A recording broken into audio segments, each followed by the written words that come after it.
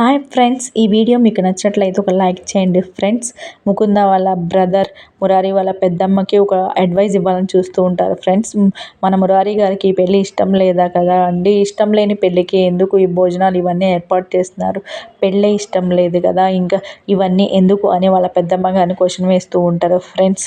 ఏం చేయాలో నాకు తెలుసు, అన్నీ తెలుసుకుని నేను చేస్తాను, ఎలా చేయాలో నాకు తెలుసు అని వాళ్ళ పెద్దమ్మ గారు గట్టిగా వార్నింగ్ ఇస్తారు ఫ్రెండ్స్.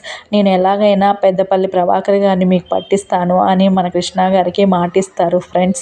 మన ముకుంద వాళ్ళ బ్రదర్ అయితే వెంటనే ఆ ముకుంద వాళ్ళ బ్రదర్ మన కృష్ణ చేతిలో చేయి పెట్టంగానే మన ముకుంద గారు ముకుంద వాళ్ళ బ్రదర్కి ఉన్న టాటూని చూసేసి గుర్తుపట్టేస్తారు ఫ్రెండ్స్. మన కృష్ణ గారు అయితే నువ్వే కదా ప్రభాకర్ మావయ్యని చంపింది, నువ్వే కదా అని పెద్దగా అరిచేస్తూ ఉంటారు ఫ్రెండ్స్. నువ్వే ఆ దొంగ, నీ చేపైన ఉన్న టాటూని చూసే నేను గుర్తుపట్టానని పెద్దగా అరుస్తూ ఉంటారు ఫ్రెండ్స్. ఆ విషయాన్ని చూసి అందరూ యాంగ్జైటీ అవుతారు ఫ్రెండ్స్.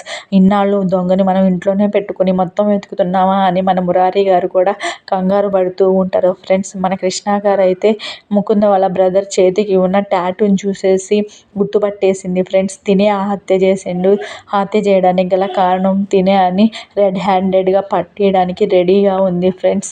మరి ఆ నిజాన్ని మన మురారి గారు నమ్ముతారా లేదా అనేది నెక్స్ట్ ఎపిసోడ్లో చూద్దాం ఫ్రెండ్స్. నేనైతే నమ్ముతారనుకుంటాను ఫ్రెండ్స్. మీకేమనిపిస్తుందో నాకు కమెంట్స్ రూపంలో తెలియజేయండి ఫ్రెండ్స్.